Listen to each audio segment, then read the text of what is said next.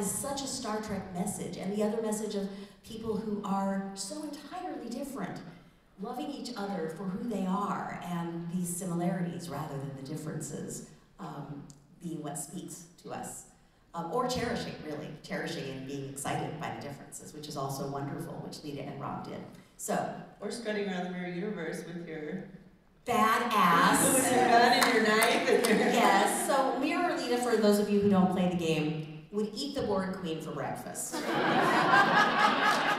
still be hungry. As compassionate and sensitive and caring as regular Lita is, Mirror Lita, not so much. And so it's pretty fun to play this game, and you'll find her manipulating you and being on your team, on your side, helping you, maybe. It's pretty fun, and I'm sorry, I don't mean to go on, but I'll just say this. For those of you who have asked, will we have more Deep Space Nine? Will we have a movie? Will we, will there be something? Unfortunately, not in those ways, but you get more Deep Space Nine stories with Star Trek Online. And they don't pay me to say that. Storyline is fun. And we're also going to mention some of the other tie-in literature and comic books and things like that. So there is a lot of other Deep Space Nine characters that are in the books and in the comics. Yeah. And I think that's also a great way to kind of expand that story. And I of course want to see more Kira, more Dax, more all the ladies that we love so much. And Deep Space Nine has such a rich supporting cast that I think there were so many that they couldn't focus on everybody's story, right? So when you have that tie-in literature, you have the opportunity for that. And Kay, I wanted to, since we just went from more Star Trek Online, we're going to talk a little bit about what you do and about the characters you love to play. And you have a Klingon lady and and Kumarki. And Kumarki, yes, but small props. To you. So I'll go off topic slightly. Star Trek Online has the Victorious Life arc, now called the Gamma Quadrant arc, which is Deep Space Nine Season 8. It's wonderful. If you want to know what happened when the series ended, play the game. And then when we get done with that, we go into the current ones that are coming out. We have this beautiful, passionate Rom and Lita, and we now go to kick-ass Lita. And there's one scene where she's sitting at the desk, and Janeway comes in, and she's like, "Oh, you're gonna love this." And everybody's like, "Yeah, okay, this is great. We are on now." But that's it. It's that dichotomy. We've got wonderful, passionate Lita and kick-ass Lita in the same game. And the same thing happens then with Tilly and Killy. First time we've seen Killy I can't remember which episode Killy is in, but you walk onto the bridge and she's sitting sideways in the chair twirling her head and saying, "Oh, we're having so much fun." That's what Star Trek Online can do that we can't always do with the series. More so in the books, but less in the series, is we get these beautiful backstories about all these characters, and especially about the women. And one of these is Jalula. We see her first coming in with the Klingon Civil War arc, and she's the enemy, she's the bad guy. You are fighting her, and over the course of the stories, we begin to see that she is this really rich, complex character, very strong, but not just this one-dimensional B-word.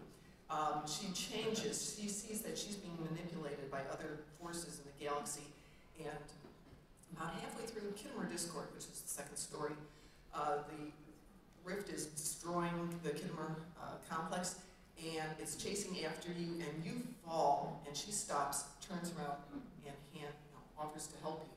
And at that point, you've made an alliance with her, and she continues this beautiful, not redemption, but in development. She becomes this huge character, and I'm going to do a spoiler here. In the end, after she's gone through this whole series of events, she has the ability to become the new Chancellor, and she turns to L'Rell and passes the bat'leth to her.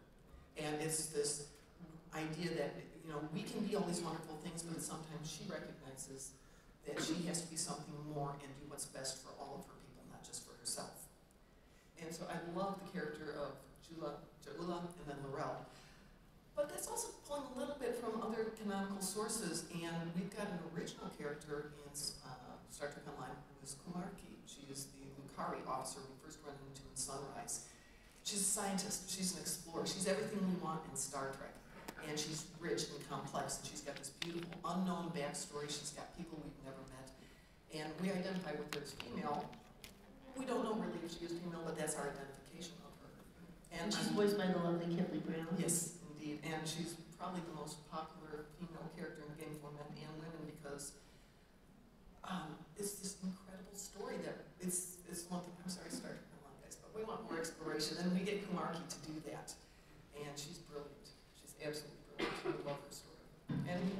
don't have, off topic a little more, so we don't have a lot of deep human characters in female or male. We were talking about this last night, and I think it's because we are human, so when we create our characters and we tell our stories in the game, we get to take that position, that strong position of whoever we want to be, you know, whether it's obnoxious, pleasant, sexy, whatever, or any story there, and we get to write our own backstory, and we are in the game. We are the captains. Thank you. Yes, and Laurel, I wanted to, I mean, you mentioned Laurel, and we wanted to throw it over to Luz because we want to talk a little bit about Laurel. Mary Chico is obviously fantastic. Seeing, as a tall woman who is almost 6 feet tall, seeing that badass stature and having everyone respect her and having everybody, she's her coming out and saying, you know, I'm the mother of the empire. You know, and I think Lucy's going to talk a little bit more about that. Yes. And she's in the game, and she has a wonderful story arc. They got her a couple times, and then it's very exciting. So if you guys could not guess by my shirt, I love B'Elanna and Klingons. And so if we're going to talk about any women with agency, female agency, especially in Star Trek, you can't not talk about Laurel. Yeah. You know, she, as we all know, she's gone through moments where she's taken her future in her own hands and she's kind of manipulated. I wouldn't say manipulate necessarily. You could say manipulated. I think we shy away from those negative words as women, and I think, you know, she did manipulate, but you know, she's not doing anything differently than a guy would do. Correct. But she turned things around and she knew what she wanted and she found ways to make that happen.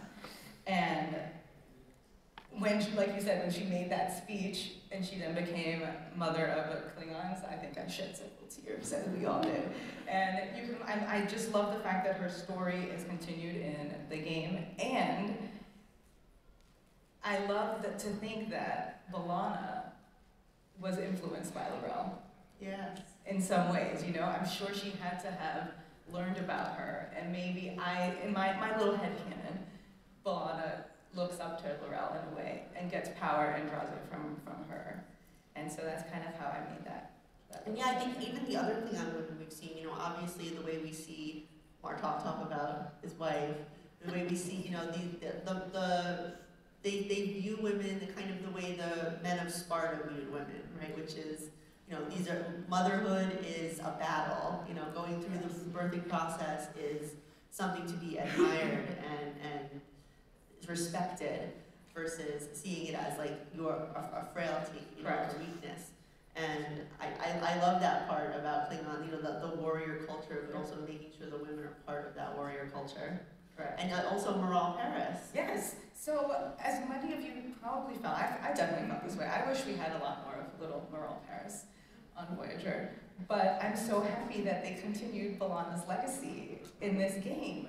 And that she's also chief of security and the second officer of USS Kirk. So I was like, you know, they're continuing that legacy of her coming from a strong woman.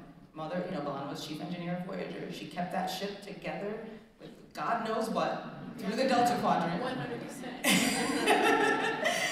And then, you know, her daughter followed in her footsteps in the sense that she also went into a position of leadership, you know, and then to have a woman necessarily be the security officer, you know, both B'Elanna and Moral are in positions that were traditionally male-dominated, you know, B'Elanna with her engineering and then Moral with security. And B'Elanna is the first female engineer, period, that we saw in the Star Trek universe. Of course, you know, now we have the lovely Jet B'Elanna and Athena.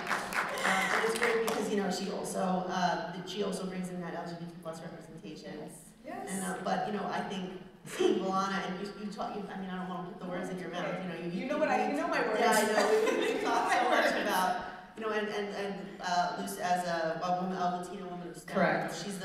There are very few Latina characters in Star Trek. She was the first character that I saw on TV that I identified with, that was in a position of power and leadership, and I said that, and I was like, that's what I want to do. I want to do that. And so I'm very much a woman that's influenced by the B'Elanna character. And another important thing that kind of is why I hold women and mothers deep to my heart is I come from a matriarchal line. I have, thank thank everything on earth that I still have my great-grandmother alive, and my daughter has with her there are 5 generations of firstborn women. And so I am so thankful that I have that history to fall back on. And so I kind of saw that continuation of Balana's line in the game, and I'm like, makes my heart happy. Wonderful. Thank you for Yes. sharing that. It's such a wonderful legacy for your daughter to look up to. And of course, her mom's a badass doctor. We were just talking on the way here, and her daughter's only 13, and she's like, I think I'm going to apply to Princeton and Yale. I guess I'll apply to Barnard. That's where Lucy I went to Barnard. And it's just wonderful to see that's a legacy that we, and as a society, we need to be lifting up those stories and lifting up those women's stories.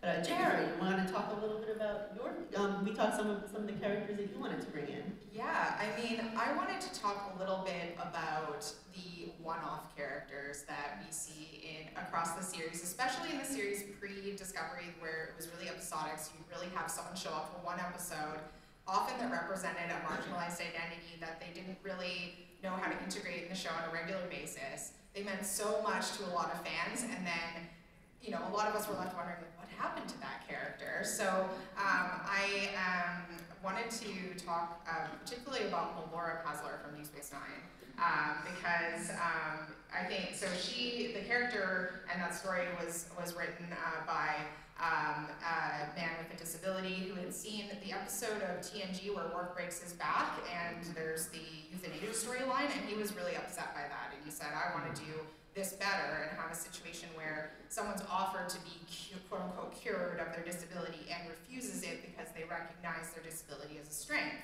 And I think that even though I have some quibbles with that episode, I feel like a lot of people spend a lot of time trying to tell her to be nicer during that episode, which is something that unfortunately a lot of people with disabilities face in the real world, is trying to make people feeling like they need to make everyone comfortable all the time. And also, I mean, it's ultimately a bit of a Bashir storyline. Like, I want to see her own the story. But I think we've heard from a lot of listeners that saw that and were so inspired and found that really meaningful. And so when Melora comes back in the novels, I was so excited. And she saves 192 shipmates in the Dominion War. She serves on the Enterprise. I will say that she has a very brief relationship with Barclay, which... No accounting for taste, it's all right. But she has these really interesting, nuanced storylines where she's a full, complex character that's not just defined by her disability, but is a part of what she is and who she is. So she becomes the chief science officer on the Titan under Riker. She navigates with an exoskeleton prosthetic, and then she has a hollow avatar created where she can kind of sit in her low-gravity room and then project herself around the ship. And it becomes a problem because she becomes a bit addicted to the ability to not have to go out in person and interact with people, and she has to navigate that. So it was just super cool. I love how the novels and the comics and the game give us this ability to dive into these characters that meant a lot and to move beyond the representation of just being in one episode. I will just say a quick caveat that in the new iteration of the novels, I think everyone agreed that the wrap-up of the pre-Coda novels was lovely, but it is a lot of us have real grief over what happened in that transition, which I won't spoil, because of how much these characters came to mean to us for over so many years. But it's just really a gift, all of the writers for these properties that have given us more time and more depth with these characters.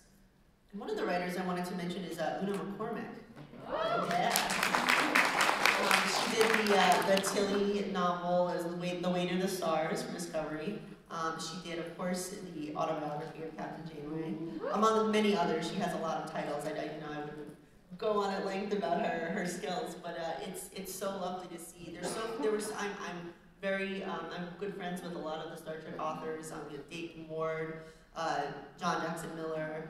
There's so many David Mack, and it was very much and they know it, is a white male dominated and mostly gentlemen over 40, over 50, and they are having a wonderful resurgence where they're saying, we want to bring new voices and we want to bring different points of view and LGBT plus individuals, writing novels. Who they now start a recent slate of novels as well with different authors. And I was like, it's about time there's women who are writing these books and writing these stories.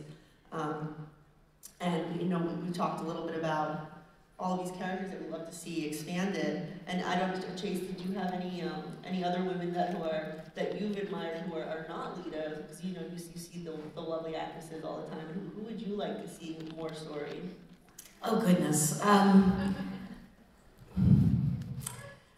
Of the women on our show, I thought Terry did a beautiful job with Dax. I really do. I mean, she has so many aspects of her as obviously Dax's previous lives, and the wonder I think that Terry brought to that, especially in the episode where she met all of us. Grateful to have been one, but also just the complexities of that I think is such a wonderful it's a wonderful storyline, because it also shows us how we are parts of so many different points of view, facets, angles. In fact, that was the episode title, Facets. And we can allow ourselves to be really highly diverse individuals inside and outside. It's wonderful to recognize all the different aspects of ourselves. And I think sometimes even women limit ourselves. We say, no, I couldn't do that, or they're not going to let me, or why would I, or we don't ask for that raise or that promotion or that place, because I guess conditioning or fear. And it's really time to break through that and break through our own glass ceilings and be who we want to be and know that we can accomplish anything that we put our minds to, for the most part, and on some level. And I think Dax experienced that, and it was wonderful. And can I say one more thing? I love the fact that they are exploring more of those issues in Blue's character. I just think that Discovery is doing a really fine job of picking up where we left off, and I'm glad to see that. And the trope being a secretive society, it feels like a real analogy for the way, women and women's spaces, keeping that like, when and I know that there's a ritual in Judaism, and I think maybe you can, talk a little bit about, where you enter the pool. Yeah, and I took a class on women in Judaism, and, they talk about the cleansing, it's like a women-only ritual. So, for those who may not know, I'm Jewish, so I'll talk about it. It's called the Mikva. Mm-hmm. And it's kind of a beautiful experience. So there's a pool, and this pool is blessed, and every month, or as often as you want, you go into the pool. You're supposed to have everything of your body should be open and touching the water. Your eyes are open, your fingers are supposed to be open so that the water gets all around you. And you say a blessing, and then she's called the Mikva lady. It's usually an old little, Yenta grandma type of person. And she's there and she's saying the blessing. She's also there to hear you, to hear you. You say the blessing, you dunk yourself. And she's the witness. And you do it 3 times, and it's exactly what you said. It's about cleansing yourself. It's about bringing blessings onto yourself. And you come out kind of renewed. And it's a beautiful experience. Yeah, and I think, And sorry, it is a woman-only space. It's a woman-only space, yeah. And, you mentioned Blue, and when I saw that, I thought of that experience, going in the Trill Society and having just the women of Discovery in general, like, they are amazing. I love the bridge crew, I love Olo, I love Detmer, I love all the options that we're getting for, different relationships. We're seeing, like, 7 of 9 and Raffi. This is wonderful. I think 7 of 9 as a character has just had a real growth in my mind. She is someone who functions better outside of the strictures of Starfleet. And I think a lot of the women we're talking about are outside of the strictures of Starfleet, like L'Rell. But you know, we can function, and Laura, you know, and we can take those experiences and kind of apply them to our own lives. You know, where Starfleet officers are often held to such a high standard in our minds, right? We have, you know, I have the image of Janeway as being larger than life. You know, working with Kate, she's still larger than life. And, you know, but when you have those characters that can function outside of those structures, and it's an analogy, you can function outside of the patriarchy, you can function outside of that society, what those rules are that I think, you know, and Jara and I have talked a little bit about this with some of the other characters, like Loxana Troy, you know, bringing in these women who are, they don't fall within the like, oh, I'm a hot 25-year-old kind of a vibe, and you know, women of a certain age, and we get to really experience the variety of women's storytelling, the variety. I mean, they're so diverse. I mean, everyone here in this room who's female or identifies as female or non-binary, we're all having a different experience. You know, but all of those experiences, we find the commonalities within. And if there's any other character that you wanted to mention, I think we have a couple more that I really wanted to mention. I mean, speak about non-conforming, I have just a funny, quick example is the character Pell, who's from the episode Rules of Acquisition, Deep Space Nine. And I saw a Ferengi guest, and I said,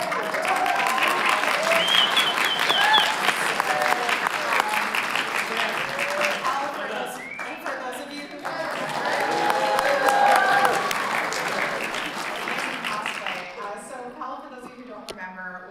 it starts out as a waiter in the bar, and it turns out that Pell is a woman who's been disguising herself as a man to work as a Ferengi and become a business leader, and falls in love with Quark. In the novels, Pell becomes a romance novel publisher, a very successful publisher of Ferengi romance novels. What is love songs? Yeah, absolutely. Ferengi love songs.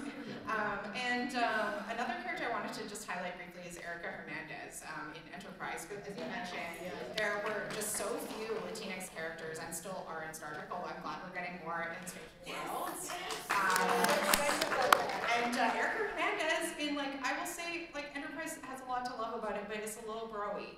And so Erica Hernandez, had so much promise, and then she just disappears, the ship disappears, and it's so sad. But in the novels, again, pre-Coda, has the most epic storyline. It's so amazing. It goes her crew gets displaced in time. She and 3 other crew members get relocated to the year 1519 and have to basically live back to the current timeline until they meet Riker's ship. Meanwhile, as obvious that causes a lot of trauma for people, she ends up being the only surviving member, essentially immortal and in a collective consciousness with these aliens. Ends up destroying the Borg continuum. It's so cool. She's basically, it reads like a Greek myth. It's really excellent. So I just love it. And I'll just quickly say that I don't feel like you can talk about storytelling characters outside of canon without credit to fanfiction.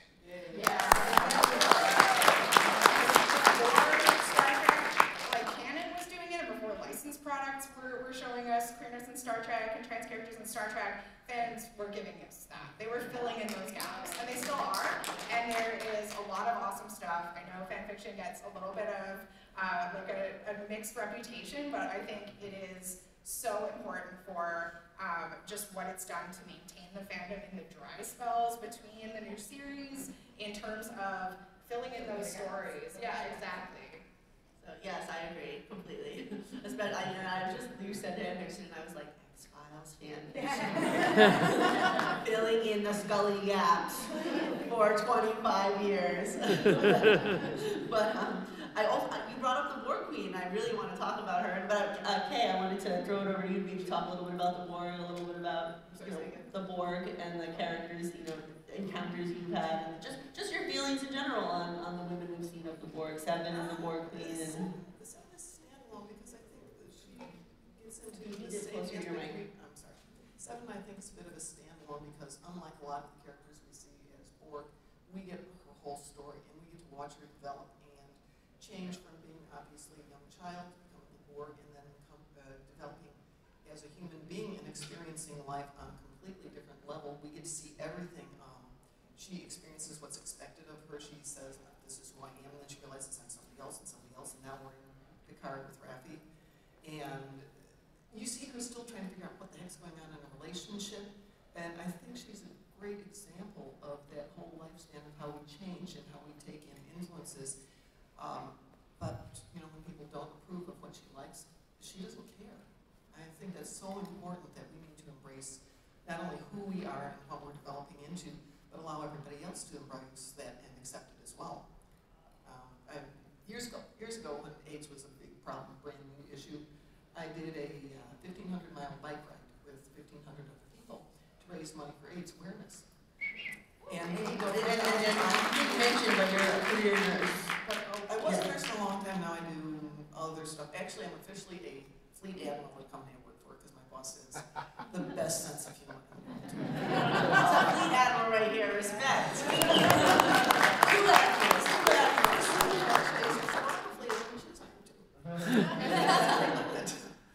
But going from town to town, this is at the height when being gay was just frowned upon, and having HIV was a horrible issue.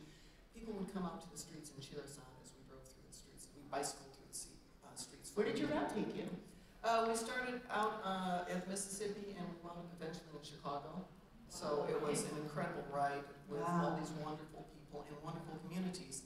And I'm seeing through Star Trek, we need to understand that we are all separate individuals. We share many commonalities, but we need to accept that we are all human beings and worthy of love.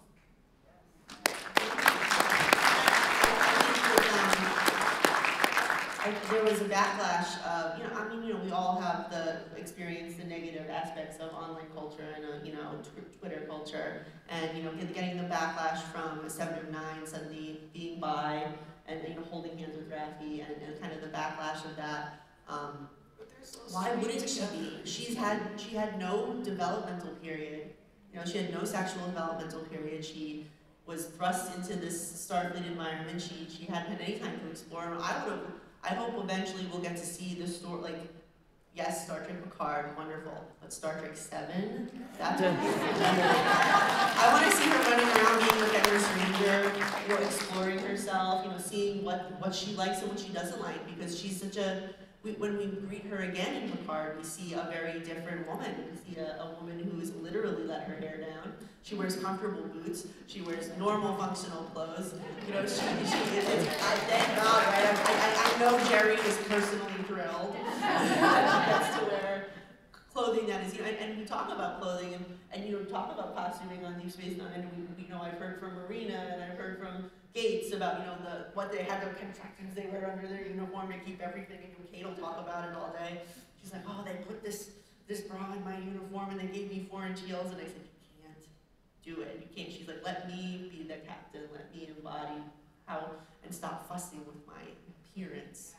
So I'm sure you can talk about that. Well, we call it the regulation Starfleet bra. And it's not comfortable. And as I mentioned the other day, my heels were sewn into my bodysuit. Yeah, so it was impossible to take them off all day. And these kinds of things are. This is a complicated issue. Sometimes we want to do that. Sometimes we want to absolutely just dress it up and feel that way, and sometimes we don't, and we shouldn't stereotype either, right? We shouldn't look down on a woman who is dolling it up, or whatever you want to say. I was raised in an era where you'd say that, or a woman who has no desire to do that, or a non-binary person who does either one. We all get to just do what we want to do, right? And simply dress a certain way doesn't mean something about us. And I'll be honest, sometimes there were comments like that about Lita, and I felt so unseen and so unheard, because I'm not her in that way. I get to be when I want. Can you guys relate? Yeah, no restrictions. We're going to take questions. I just wanted to say I see a couple of hands. We're going to take questions in about 5 minutes, so if you guys want to line up over here, Mike's going to have Mike will have the mic, and he will help facilitate the Q&A. And I always say, let us not ask anything that is unbecoming of a Starfleet officer. We've all been on panels at everyone sitting up here has been on panels where we've gotten the occasional super rude question, so don't do that. I always have a disclaimer. But I wanted to quickly mention before we jump to questions, how great has it been to see Guinan in Picard? And I also wanted to mention Cassidy Yates. Who wants to talk about Cassidy Yates? Was that you, Jared? Yeah, Cassidy and Guinan, I think we wanted to mention as well. Is that good?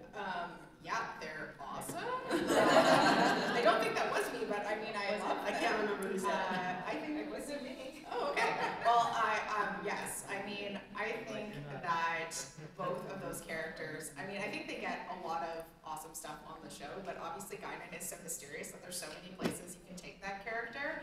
And again, like those are both characters that have meant so much to people, and Cassidy, I think, is one of the most nuanced, like maybe one of the earliest, most nuanced recurring regulars. Yes. And Another woman who operates outside of Star Trek. Yeah, absolutely. And a businesswoman, and a woman who helps the Mccormick. Oh, it's right there. Yeah, for sure. Yeah, so I mean, again, just so many characters that you can take so many places, and it is awesome when it happens in a way that it's an experience we can all share. Exactly. And the woman that they cast to play Guinan is a young woman. Amazing. Yeah.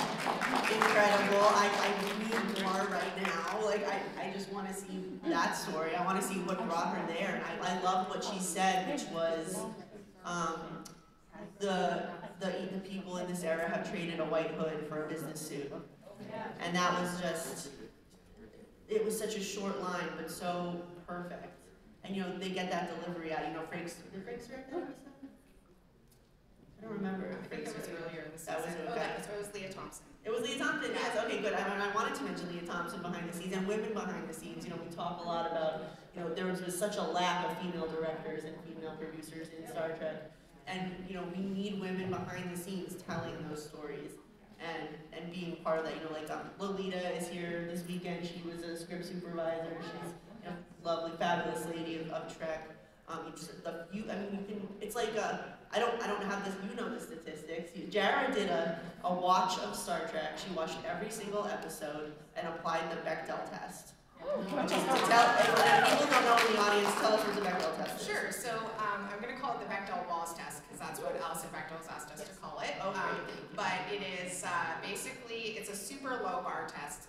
To pass it, you have to have two women who talk to each other about something other than a man. And it was started as a bit of a joke, but the point is that it's such a low bar, and yet so few. It's very few major movies pass it. Marvel's movies don't usually pass it. So luckily, in the era of New Trek, we're doing much better. Disco, I think, is like at 100%. That's so rare. I mean, and Voyager was at 95% because you always had the captain plus like at least one other major woman character. Yeah, she and B'Elanna would talk about the ship, and she and Seven would discuss what the mission was. Yeah, and I also did stats on the directors and writers behind the scenes for all the series pre-Disco. So you can find that on TrekkieFeminist.com if you're interested. And as you mentioned, same goes with the novels and also the comics. Like we're so lucky to have such great allies in the people that are producing. Yeah, IDW is doing a wonderful job. But we also need to see more diversity in who's actually creating, not just like characters that are being represented. Can I take this moment to make a plug and be like, Roxanne Dawson, if you are listening to this by any chance, come direct more Star Trek. She is an amazing director. I love her because she played B'Elanna, but she is very good at what she does. Have you guys seen Foundation on Apple TV? Yes. It's amazing. She's done several episodes of it, and she's doing more for next season. Have you worked with any female directors that you'd like to mention, or do you have any that you currently admire? It's hard to think of one, right? My brain, I'm sorry. It's okay. It's Sunday morning. Patty, Wonder Woman, I'm so sorry. Patty Jensen? Patty Jenkins. Patty Jenkins, yeah. She did such incredible work. I mean, I know that's an obvious one, but it was wonderful to see a woman directing Wonder Woman. But I just want to put a shout out to the Gina Davis Institute.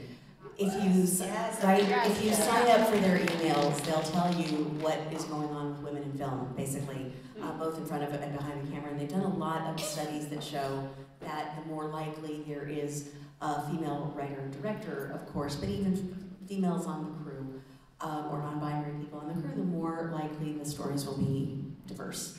And Bryce Dallas Howard directing a lot of Star Wars, The Mandalorian, and other, not just Mandalorian, Boba Fett. yeah, So so that's yeah. great. But it's so funny how we just know who they are because they're so new. Hanley Culpepper? anyone? Oh yes! Discovery director. I worked with her when she was doing her student film. Yeah. I did. I'm sorry. I was saying she's so great, Holly, and to follow her trajectory, I did craft services for her. I actually just wanted to shadow a female director, and DC Fontana, one of DC the Fontana. Oh yes, we talked a lot about that. A lot about DC Fontana. This changes Gary everything. Taylor, being a producer and on the door. I'm actually working with the Now Visitor on a Women of Star Trek documentary. So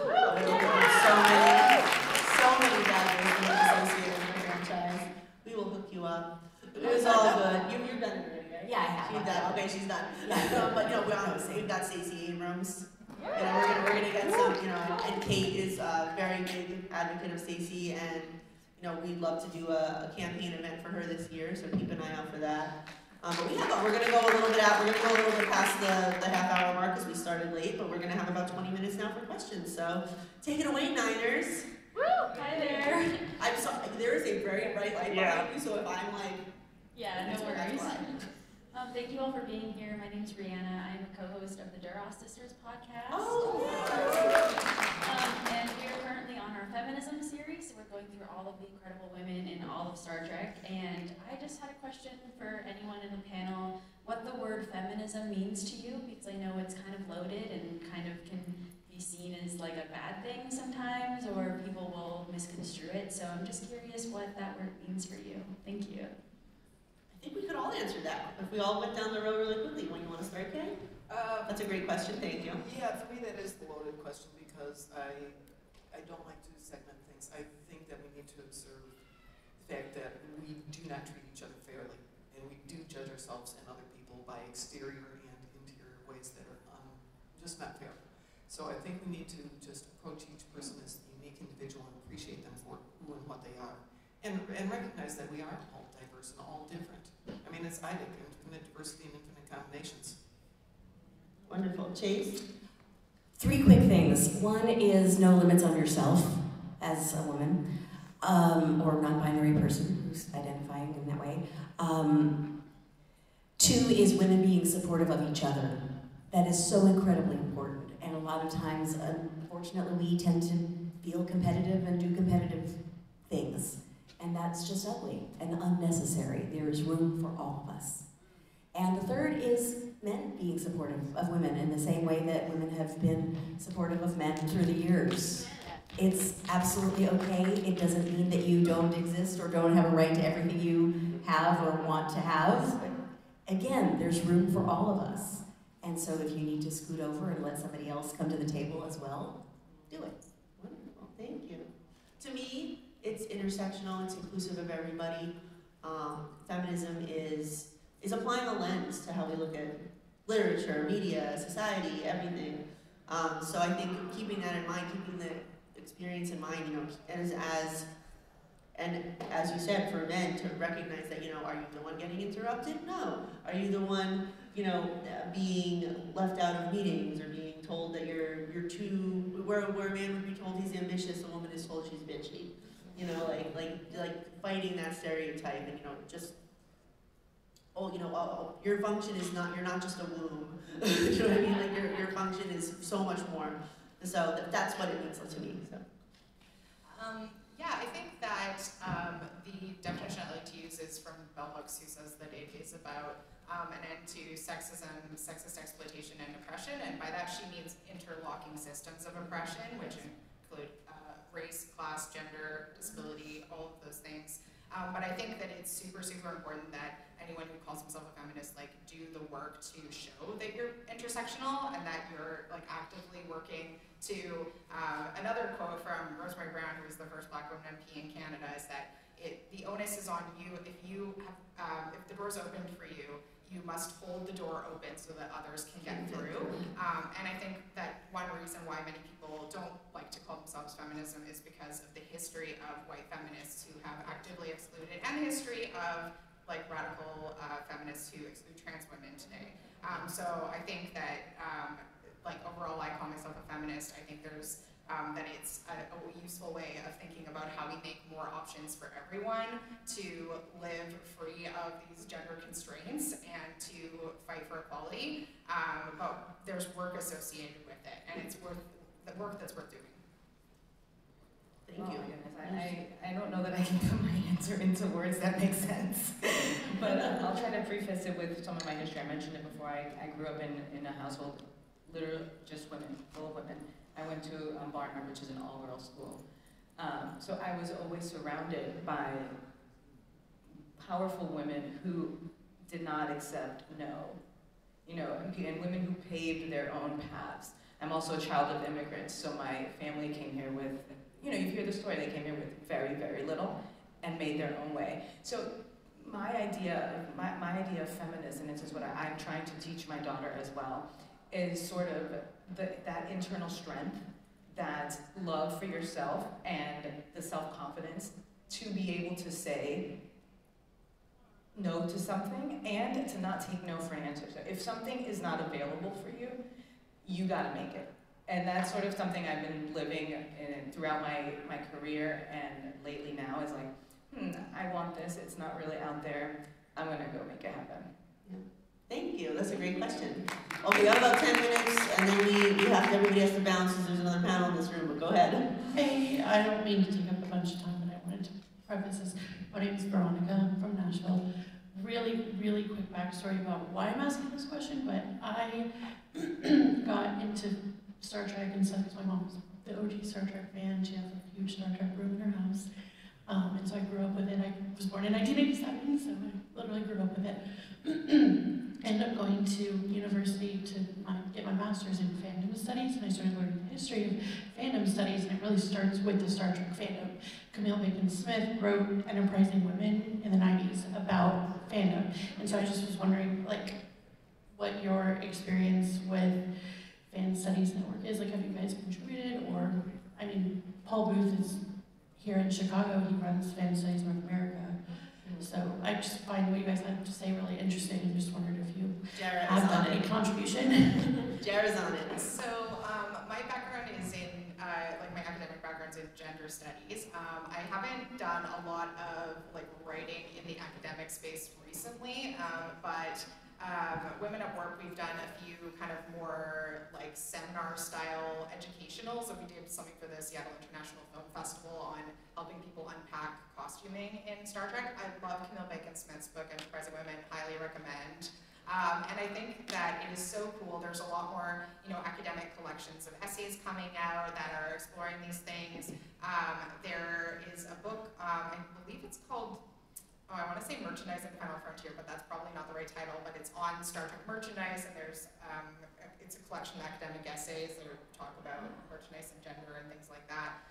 So there's so much happening, and I love seeing that, people are studying these things in university, and just hope that I would encourage if anyone wants to chat about further things like that. Yes. Come find Jara at her booth later at the Women at Work booth. We will be buzzing around. Yeah. Obviously, Chase will be at her We could table. talk about that forever. So everybody up here has like a table. I will be wherever Kate is for the rest of the day. And Lucy was helping out something, but thank you for that. Yeah, fan studies, I think it's a very fascinating topic, and I wish we had more time to talk about it. We're gonna go a couple more. We've got a couple more before we... All right, this is fairly short. I was hearing you talk about Jerry Ryan's costume and the Starfleet issue Raw, and it made me think of how disco is changing the standard model of Starfleet women with Sylvia Tilly. And I would love it if you guys would speak to that. I will talk about Tilly. Can I talk about Tilly? So I did a photo shoot for Volante Jackets. I was their Tilly body type as a tall, curvy woman. It was very nice to see that representation in Star Trek. I did not realize how much I had been missing body diversity in Star Trek. And we have women who are, Terry is very tall, she's a model, and then we have Nana, who's very, very slender, and obviously like genetically slender, where I am not, and it's just seeing Tilly and her enthusiasm, and that part of that enthusiasm, and her hair is not stuck back in a bun, look at my hair, and seeing her being. Having them hold her up as, I am just as good to be on the command track. I can do this. And then having, of course, Captain Killy on the other side of things, and having her say, I'm gonna rip your tongue out and use it to lick my boot. And I was like, that's right. But, it was funny because when I did the jacket shoot, and I don't want you to be like, oh, this is super, but I got a guy on Twitter, of course a guy, always a guy, you're too fat to be in Starfleet. And I was like, I went backstage and when I saw Mary at Star Trek Las Vegas, and I told her, I said, I said, I got a couple of those, and she goes, guess what? I'm too fat to be in Starfleet, and I'm in Starfleet. And I was like, good for you. So it's so important to see that, and for women to see that, it's not just the Hollywood standard, right? We come in all shapes and sizes. So that Tilly is, I love her, I'll talk about her a lot, but we're gonna go to the next question before I keep going. Hi, I'm Alex, and about the hypothetical Star Trek 7. Would you prefer to see it set in the 2370s, early 80s, when she's exploring herself, or the 2400s exploring her relationship with Raffi? I mean, can I see her break up with Chakotay? Yes! That would be 2370s. I mean, yes, I would love to see what does she do for the Fenrir Strangers? I would like to see her out on Fenrir Stranger missions. That feels like a whole show to me. Yeah. Or at least a couple short treks. Like let's give her a mission, right? So yes. She's great. I want to see more.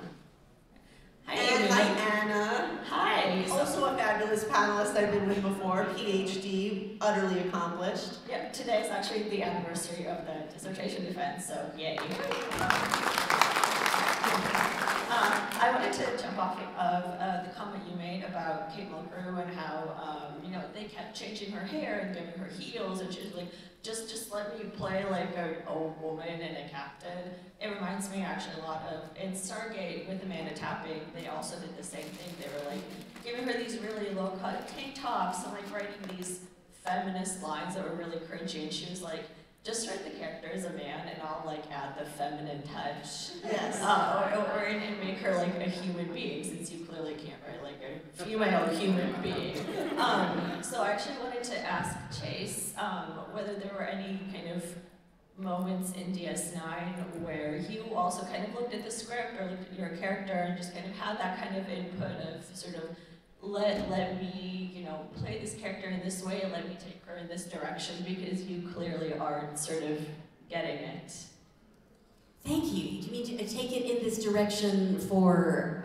Like, in terms of your character, if there were any moments where you sort of put your foot down and said, let's take Lita in this direction, let's do this, let's not do this. Unfortunately, I wasn't able to do that because the writers are pretty much the gods. The word is gospel. Yeah, that's it. I mean, our writers were so good, and that is evidenced by the fact that they've gone on to write so much more television since then. I was, in fact, disappointed sometimes when I was told... And you're allowed to say that. It doesn't mean you hate Star Trek. It doesn't mean you hate Lita. I love Star Trek, and I'm grateful for a lot of things. I was disappointed by the writers and directors, not so much the writers, but certain directors who said, make her lighter, make her happy, make her lighter. That's kind of like, ladies, I'm sure you'll understand this when they say, smile more. No, I'm not. And so I was frustrated by that. And that is sometimes what ended up on screen. And it's not who I am. I'm light sometimes, but I'm not necessarily. And I felt like there was a bit of a narrow scope in some episodes for Lita. And yet, if what they want is the whole picture, then they want the heavy warmth and the light Lita, then that's, you do your job. But for the record, I would have loved more grittiness. Yeah. We are so sorry we have to wrap. We've already gone over, but we started late. But thank you, everybody, for coming. Please come find us. Thank you, Chase. play Star Trek Online. There's badass ladies. Thank you so much. And the future belongs to all of us. All of us.